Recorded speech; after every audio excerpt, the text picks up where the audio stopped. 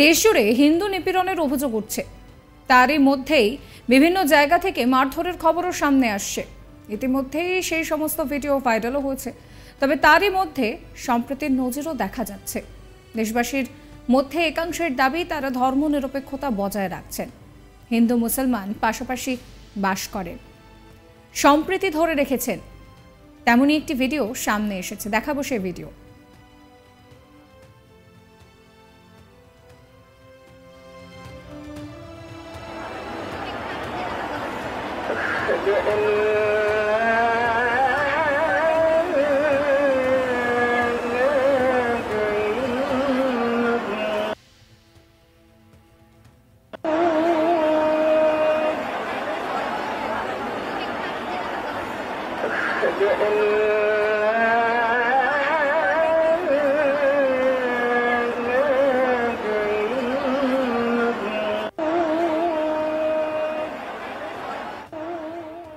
এই video social মিডিয়ায় এখন ভাইরাল হয়েছে।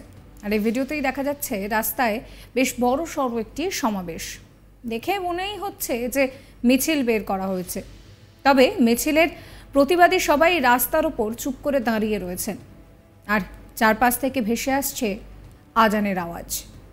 এই ভিডিও এক নেটিজেন তার সোশ্যাল মিডিয়াতে পোস্ট করেছেন আর জানাচ্ছেন যে চট্টগ্রামের চেগারির ঘটনা।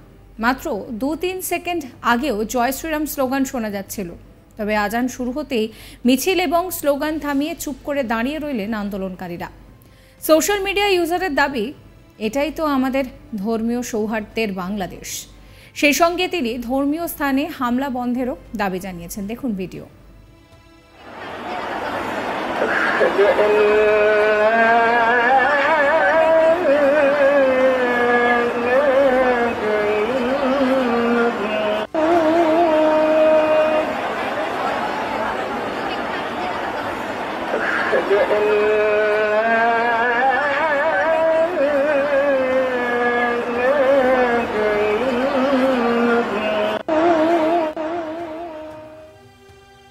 হাসিনা সরকারের পতনের পর থেকেই বাংলাদেশ জুড়ে হিন্দু নিপীড়নের অভিযোগ উঠছে। চারদিক থেকে মুসলমান সম্প্রদায়ের বিরুদ্ধে হিন্দুদের ওপরে হামলা চালানোর অভিযোগ উঠছে। তবে সব ক্ষেত্রেই যে এই ধরনের অভিযোগ সত্যি নয় তাও আবার দেখা যাচ্ছে। এমন একটি ঘটনা ঘটে নোয়াখালীতে।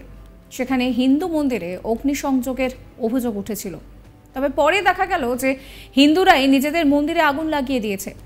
আর এই ঘটনা প্রকাশ্যে আসতেই একেবারে চক্ষু চড়ক কাজ সবার। জানা যায় একটি স্থানীয় হিন্দু বাড়ির মন্দিরে আগুন লাগে।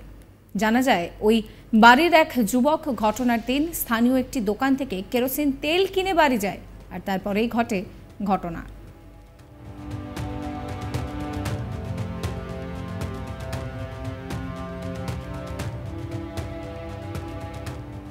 আপনাদেরকে শোনাবো দোকানদার মোহাম্মদ হোসেন, তিনি ঠিক কি বলছেন। আমার দোকান থেকে কেরাসিন নিচ্ছে, কেরাসিন নিয়ে হে কয়েকদিন বলে কে মন্দিরের মধ্যে কেরাসিন দিচ্ছে, সিন্দি দিকে আগুন লাগে। আমি কেরাসিন হেনা নিচ্ছে, অন্য তো কেউ নেই নাই, হে নিচ্ছে কেরাসিন, হে নিয়ে হে আগুন লাগে। 2 লিটার কেরাসিন নিচ্ছে, এটা 2টা কেরাসিন নিচ্ছে, 2টা কেরাসিন নিয়ে এই মন্দিরের চারিপাশে দিই জফনে এই কয়েকদিন মানুষের দিচ্ছে, তুমি চলে গেছে। এটা মিথ্যা কথা। আমরা তো পুরোপুরি হ্যাঁ বাচ্চুসা ছেলে আর জফন নাম করতেছে। কার নাম বলছেন? মুসলমানরা আছে, মুসলমানরা এলাকা দিয়ে চলে যাবে, বুঝছেন না? লোকেরা এরকম কথাবার্তা কেরাসিন নি লাগা দিয়ে মানুষের নাম কর, না না সালিশ হয় না, মানে একটু পরিস্থিতিটা একটু শিথিল হলে।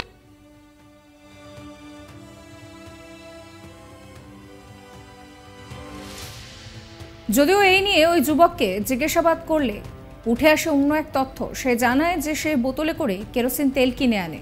কোনোভাবে বোতলে ছিদ্র ছিল বা বোতল ফাঁকা হয়ে যায়, আর তার থেকেই কেরোসিন তেল বাইরে এসে কোনোভাবে এই ধরনের ঘটনা ঘটে, এই ধরনের বিপত্তি ঘটে। শোনাবো আপনাদের অভিযুক্ত যুবকের কথা। উলি ধরছে আর কি, ঠিক আছে। এবং তো আমার আম্মু বলছিল যে কেরোসিন তেল নিয়ে আসার জন্য, তো আমি আনছি আমাদের পার্শ্ববর্তী হোসেন মিয়ার যে দোকানটা, ওই দোকান থেকে আমি আনছি।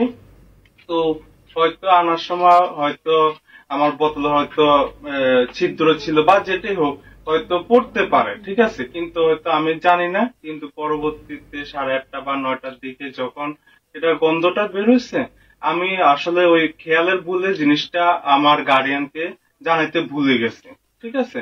পরবর্তীতে আমার আম্মু যখন কেরোসিন তেল আমাদের লাকি করে যখন দিতে গেছে, তখন আমার আম্মু বলতেছে যে এর কেরোসিন তো আমরা আনছি, কিন্তু আমরা তো বলতে তো ভুলে গেছি। তো এই হচ্ছে বিষয়। তবে আমরা সবাই ভালো আছি, আমাদের কোনো অসুবিধা নেই। আমাদের পাড়া প্রতিবেশীরা যারা আছে সবাই আমাদেরকে অনেক সহযোগিতা করে, সবাইকে আমরা ডাকলে আমাদের ডাকে সাড়া দেয়। আমরা ভালো আছি, এটা নিয়ে আসলে কোনো কোনো বিভেদ নাই। সরকারি কলেজে আমি অনার্স ফাইনাল ইয়ারে পড়াশোনা করতেছি, অ্যাকাউন্টিং এর উপর আমি অনার্স করতেছি। দিকেও কেরোসিনটা লেগিয়েছিল। তো আমরা ধারণা করতেছি যে আমার বোতলটা কোনোভাবে হয়তো ফাটা ছিল বা কিছু ছিল, এজন্য হয়তো কেরোসিনটা হয়তো বেশি পড়তে পারে। বেশি পড়লে রাস্তা দিয়ে চতুর্পাশে কিভাবে গেল? চতুর্পাশে কোনো গন্ধ বেরো না, আমরা রাস্তার এক পাশে আমরা গন্ধটা পাইছি, এই হচ্ছে বিষয় আর কি। গন্ধ পাওয়ার পরে কি আপনারা মেম্বার? না, গন্ধ পাওয়ার পর আমি মেম্বারকে জানাই নাই। আমার মেম্বারকে জানাইছে আমাদের বাড়ির একজন মেম্বার, ওনার নাম হচ্ছে চন্দন শাহ বদন বলে, উনি মেম্বারকে জানাইছে। তবে আমি সেটা বলতে পারবো না, উনি মেম্বারকে জানাইছে, ইনফরমেশন করছে। তো মেম্বার আসার পরে উনি জাস্ট হয়তো 2 থেকে 5 মিনিট ছিল, উনি একটু দেখছে। তারপরে দেখার পরে উনি বলছে যে কোনো সমস্যা নাই, আমরা আছি, কোনো সমস্যা হলে আমাদেরকে ফোন দিন। এর পরবর্তীতে আমাদের আর কোনো সমস্যা নাই, এই হচ্ছে বিষয় আর কি। এদিকে এই ঘটনাকে দুর্ঘটনা বলে দাবি বাড়ির বাসিন্দা পুরারি মোহন সাহার।